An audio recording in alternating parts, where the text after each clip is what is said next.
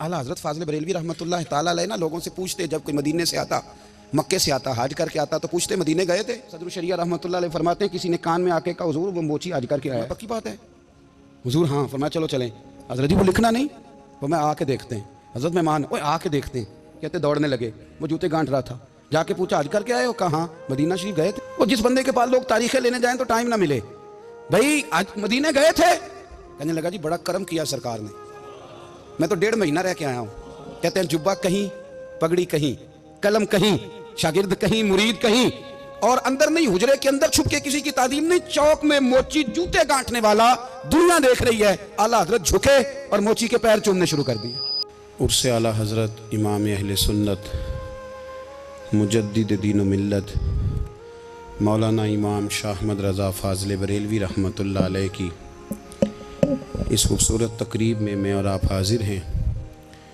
आप अहबाब जहाँ जहाँ से तशरीफ़ लाए हैं, अल्लाह ताला आपको बेपनाह बरकतें अता फ़रमाए। अल्लाह करीम हम सब को इखलास की दौलत अता फ़रमाए। दोस्तों, कुछ चीज़ें ऐसी होती हैं जो बयान करने से ताल्लुक़ रखती हैं, और कुछ चीज़ें ऐसी होती हैं जो चखने से ताल्लुक़ रखती हैं। कुछ काम ऐसे होते हैं जो कहने से समझ में नहीं आते, करने से समझ में आते हैं। कुरान पाक ने हमारा जो नबी पाक सल्लल्लाहु अलैहि वसल्लम के साथ रिश्ता बयान किया है वो एहसासात का रिश्ता है। अन्नबिय्यु औला बिल मुमिनीन मिन अनफुसिहिम, फरमाया मोमिनो तुम अपनी जानों के मालिक नहीं बल्कि मेरे नबी तुम्हारी जानों के मालिक। और एक माना इसका ये किया गया औला बमाना अकरब के, कि तुम्हारी जान तुम्हारे इतने करीब नहीं जितने मेरे नबी तुम्हारे करीब हैं। अब ये रिश्ता है, ये चखने से ताल्लुक़ रखती है बात, ये बयान सिर्फ करने से ताल्लुक़ नहीं रखती। दोस्तों, कुछ चीज़ें ना आला हज़रत फ़ाज़िल बरेलवी रहमतुल्लाह अलैह को ना फ़तवे की दुनिया का आदमी बना दिया गया है।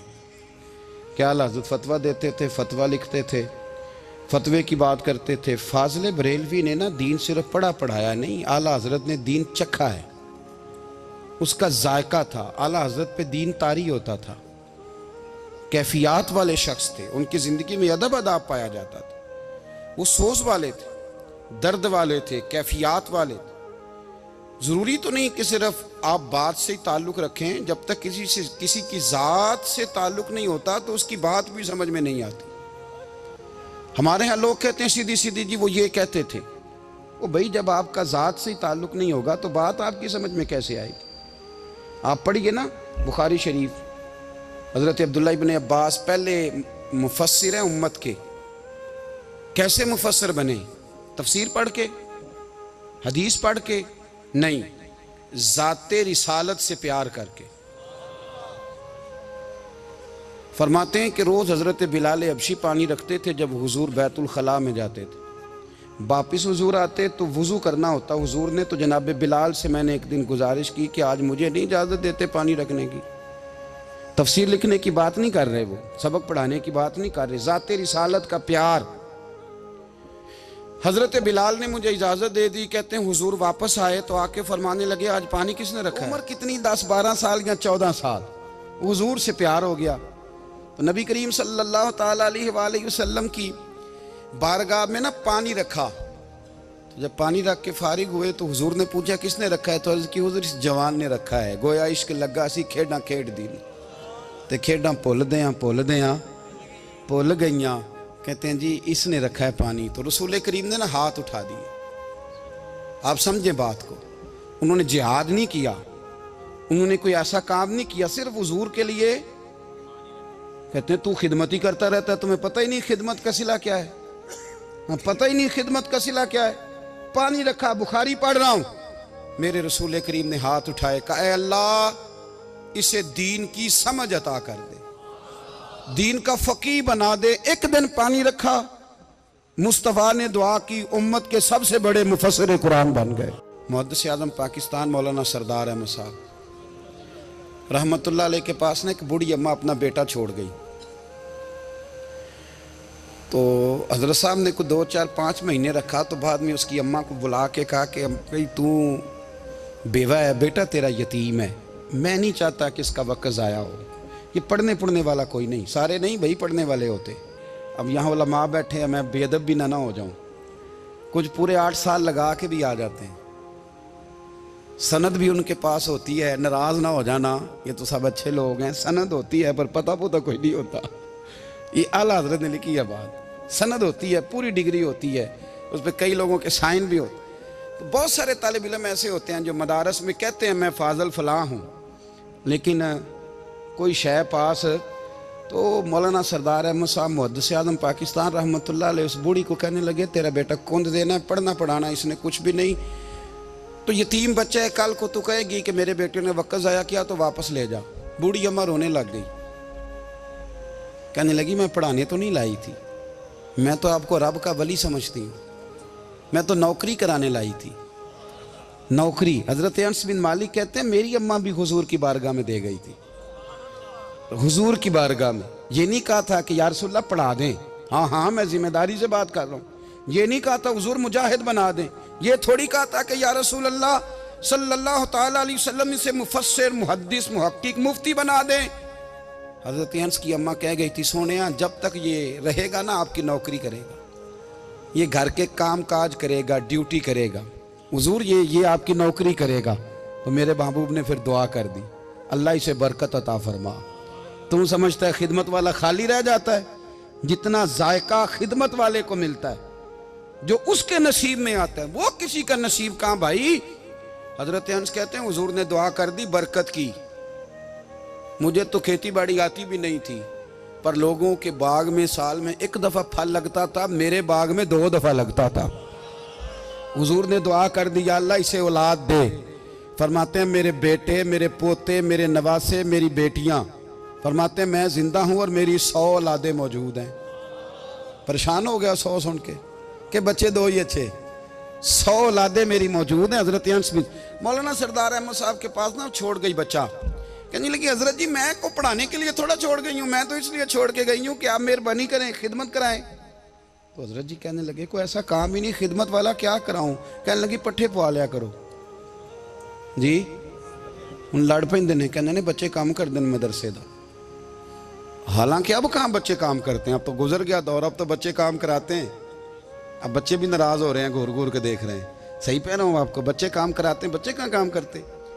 कहने लगी ये चारा डाले करेगा आपकी भैंसों को। तो हजरत ने उसको कहा कि बीबी चारा मेरी भैंसों को डालने के लिए मैंने बंदा रखा हुआ है, तो तू जा ले जा। कहने लगी हाथ बांध के हुजूर मेहरबानी करें रख लें, चारा डालेगा। और पुत्र तवज्जो से चारा डालना हजरत की भैंसों को। रोने लगी, हजरत ने रख लिया, महीने का खर्चा भी देते। शाम को ना वो सारा दिन काम करता, शाम को आके पैरों में भी बैठ जाता, हजरत जी लाएं तेल थोड़ा सा, पैर ना दबा दूं। 8 साल साथ वाले पढ़ते रहे, ये बेचारा नौकरी करता रहा, मेरा रूप भी नहीं ते मेरा रंग भी नहीं, और मैनू यार मनान दा टंग भी नहीं।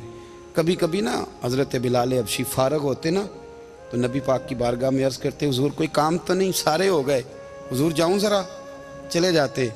एक दिन सलमान फारसी कहने लगे या रसूलल्लाह ये बिलाल कहाँ जाता है। फरमाया जा देख के तो आ। हजरत सलमान वापस आए तो आके रोने लगे, कहने लगे सोनिया जब यहाँ से जाता है ना तो जाके सैयदा फातिमा की चक्की पीसनी शुरू कर देता, बीबी साहबा के काम करने लगता है, घर में जाके असनैन की ड्यूटी करता है, वहाँ भी काम यहाँ भी काम। वो चारा डालता रहा, उसने चारा डाला। हजरत मुहद्दिस आज़म की भैंसों को दस्तार फजीलत का वक्त आ गया, सारे पगड़ियाँ सजा के आ गए, आज दस्तार होगी। ये ना पीछे होके बैठ गया, चूँकि पढ़ा ही नहीं था तो दस्तार का है कि दस्तार तो उसकी जो पढ़ेगा, हमने तो पढ़ा ही नहीं, हमने तो यार पढ़ा, घर पढ़ा, ड्यूटी करी। हज़रत मुहद्दिस आज़म रहमतुल्लाह अलैह के यहाँ जब ऐलान होने लगा ना कि अब दस्तार होगी, तो हज़रत ने पहला ऐलान उसका फरमाया। तो मजां वाला बंदा कपड़े भी कदी कदी बदलता है ना, वो कहता है जिस हाल में भी था मैं पलट के देखने लगा कि पढ़ा पढ़ाया तो है, कोई शय नहीं, तो ये माजरा क्या है। पीछे से उठ के आए तो कहते हैं बाकियों की दस्तार किसी आलिम ने की, किसी सूफी ने की, लेकिन ये भैंसों को चारा डालने वाला जब आया तो मुहद्दिस आज़म ने फरमाया पगड़ी के बाल को कोई हाथ ना लगाए, ये सारी दस्तार मैंने करनी है। और फरमाते हैं हजरत बाल भी देते जाते थे और आंसू भी बहाते जाते थे, माथा भी चूमते थे, और फरमाते थे दस्तार के बाद चला तो नहीं जाएगा यार, मुझे तो अब आदत भी नहीं रह गई, मुझे तो चाबियों को भी नहीं पता कौन सी कहाँ रहती है। जाएगा तो नहीं तू? तो रो पड़ा, कहने लगा सोनिया जाए तो वो जिसके पल्ले कुछ है हो, आता जाता तो है कुछ नहीं, मुझे किसने रखना है, मैंने कहाँ जाना है, इधर कहाँ तो इधर ही रहूँगा। वो उस तालिब इल्म के सारे उस्ताद भाई कहते हैं उसने दस्तार कराई, पढ़ा पढ़ाया कुछ नहीं, पर जो मसला अड़ जाता था ना, वो जो अड़ जाता था ना, वो जाके उससे पूछते थे तो किताबें खोलने की जरूरत नहीं पड़ती थी। अपनी जिंदगी में हमेशा यार थोड़ा बहुत दो चार लफ्ज जिस बंदे को आ जाए ना, दो चार लफ्ज, मैं जाती तौर पे ना आपको पता है मैं तो नात खानों से तो हमारी बनती नहीं, बहुत सारे नात खान तो हमें वैसे ही नहीं। मैं कहता हूँ नात आने दे जाने का नाम नहीं, नात तो कलाम का नाम है। किसी बुजुर्ग की बात पढ़ो, कुछ मतलब उसमें कुछ ज़ौक़ हो, कुछ दर्द हो, ये क्या बात हुई जो आजकल काम शुरू है। लेकिन आपको पता है हम नात खां की भी इज्जत करते हैं। मैं जिस नात खां से नात सुनता हूँ मैं दिल की कल्ब की गहराई से उसका हया करता हूँ, मैं इकराम करता हूँ, अल्लाह जानता, मैं एजाज़ देता हूँ, इसलिए कि मैं समझता हूँ ये जब बोलता है ना तो मुझे मदीने वाले की याद आती है, ये नबी करीम की याद दिलाता है, तो इसका एहसास है। आला हज़रत फ़ाज़िल बरेलवी रहमतुल्लाह ताला अलैह ने नबी करीम से मोहब्बत की और हुजूर सैयद आलम सल्लल्लाहु अलैहि वसल्लम से ताल्लुक़ रखने वाली हर शय से मोहब्बत की। उन्होंने अपने ज़ौक़ को कभी फीका नहीं पड़ने दिया। सारी ज़िंदगी रसूलुल्लाह सल्लल्लाहु अलैहि वसल्लम का प्यार। थोड़े दो चार लफ्ज़ मेरी तरह किसी शख्स को आ जाएं तो वो अदब अदाब के दायरों से निकल जाता है। वो हर चीज़ को किलो काल के जायके में रखता है। इसलिए मुल्ला रूमी फरमाया करते थे, सेठ आदमी होना जेब में पैसे हो तो उसका पीर कोई नहीं होता। अगर कोई ओहदा मिल जाए, बंदा किसी दर्जे पे पहुंच जाए तो उस बंदे का भी मुर्शद है, और अगर चार लफ्ज़ पढ़ जाए तो अक्सर मेरी तरह के बंदे खलीफे होते हैं, मुरीद नहीं होते। नाराज़ तो नहीं हो गए आप लोग? मेरी तरह के लोग ना खलीफे होते हैं, बताते हैं 14 जगह का खलीफा हूँ तो सवाल ये है कि गुलाम किसका है? मेरी खिलाफतें। ओ खुदा के बंदे, गुलामी असल चीज़ है। आला हज़रत फ़ाज़िल बरेलवी रहमतुल्लाह ताला अलैह ना लोगों से पूछते, जब कोई मदीने से आता, मक्के से आता, हज करके आता तो पूछते मदीने गए थे? सदर शरिया रहमतुल्लाह अलैह फरमाते हैं किसी ने कान में आके कहा हुजूर वो मोची हज करके आया। पक्की बात है हुजूर? हाँ। फरमाया चलो चलें। हज़रत जी वो लिखना नहीं? तो मैं आके देखते हैं। हज़रत मेहमान ओए आके देखते हैं। कहते दौड़ने लगे, वो जूते गांठ रहा था। जाके पूछा हज करके आए हो? कहा हाँ। मदीना शरीफ गए थे? वो जिस बंदे के पास लोग तारीखें लेने जाएं तो टाइम ना मिले, भाई आज मदीने गए थे? कहने लगा जी बड़ा करम किया सरकार ने, मैं तो 1.5 महीना रह के आया हूँ।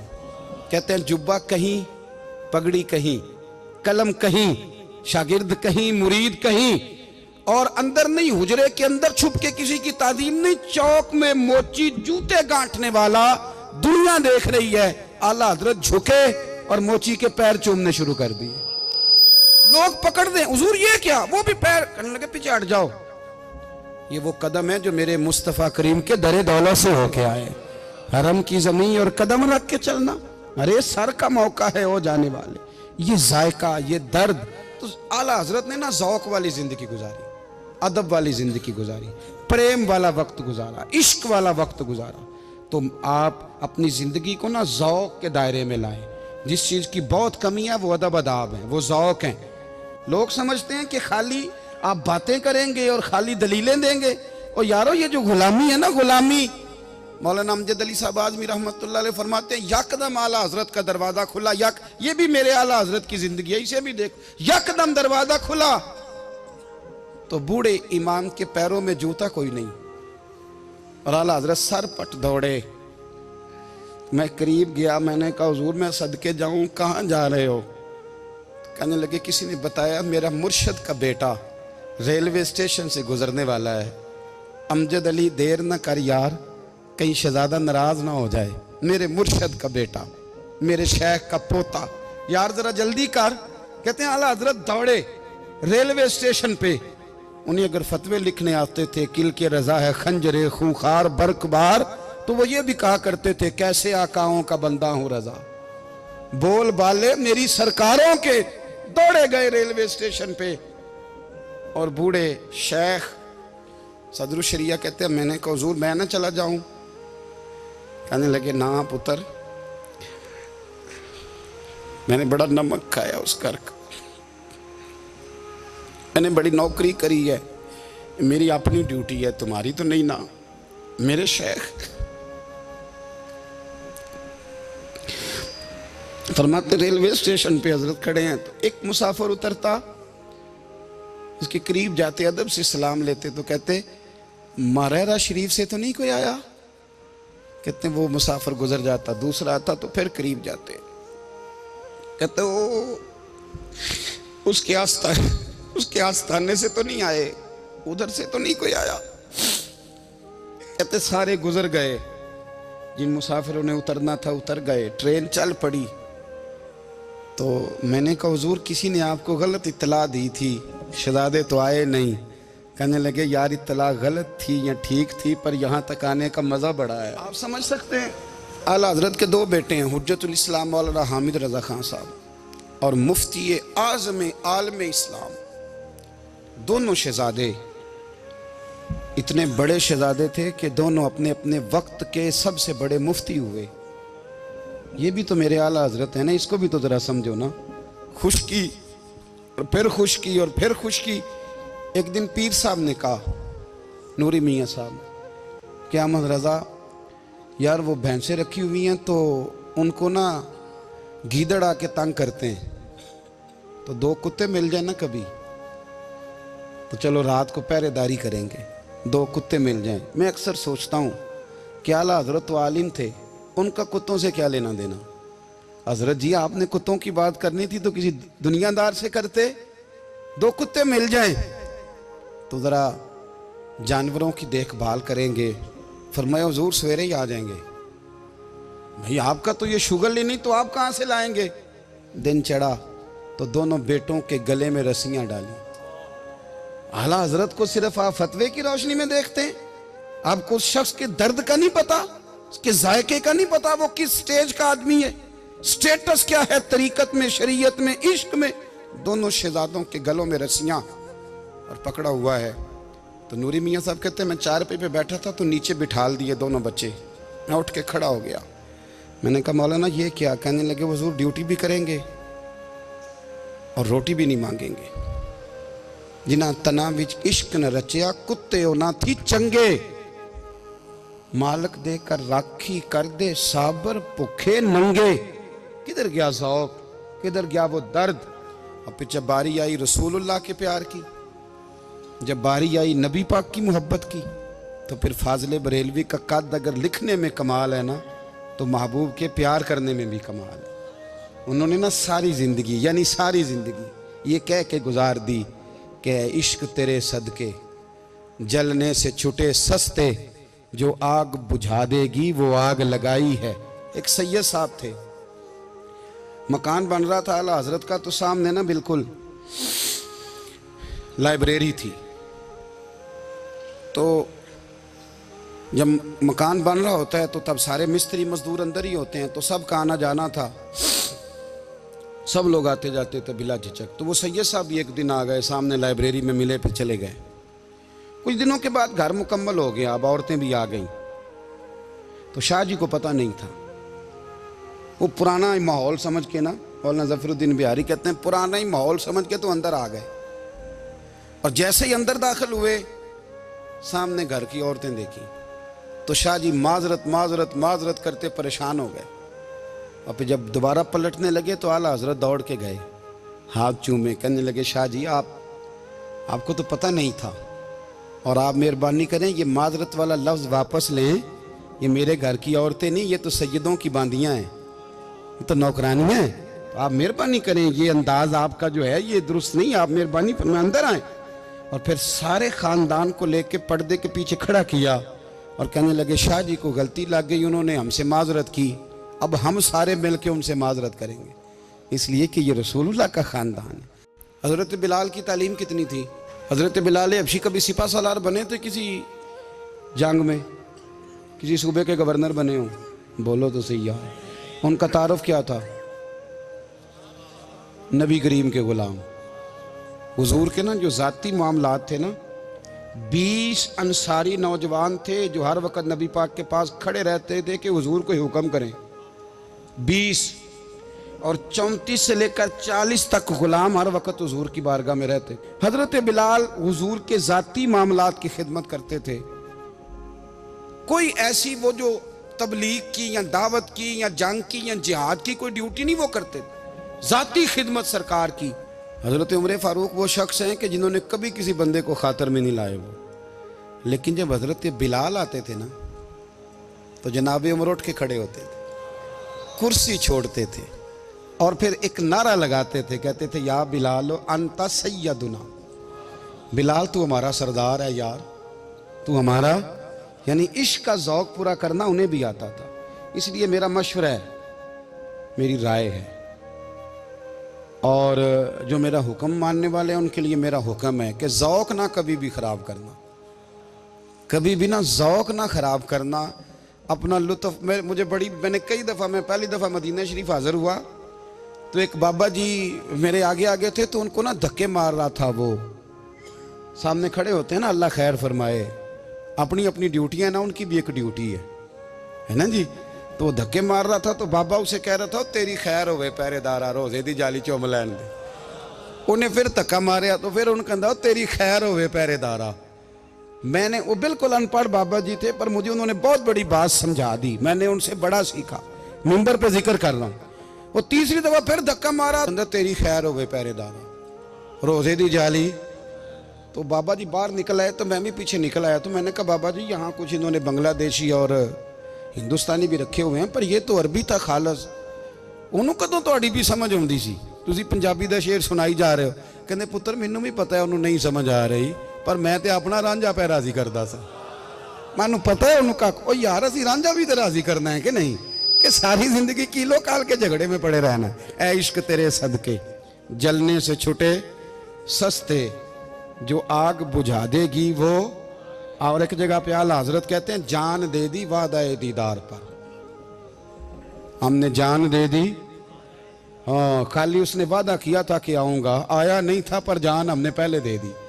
तो इसलिए ना ज़ौक़, शौक़, प्यार, वारफ्तगी, मोहब्बत असातिज़ा के लिए, बुज़ुर्गों के लिए, उलमा के लिए, मशाइख के लिए, बड़ों के लिए, ना ज़ौक़ ना कभी ख़राब होने पाए। अल्लाह आपको सलामत रखे।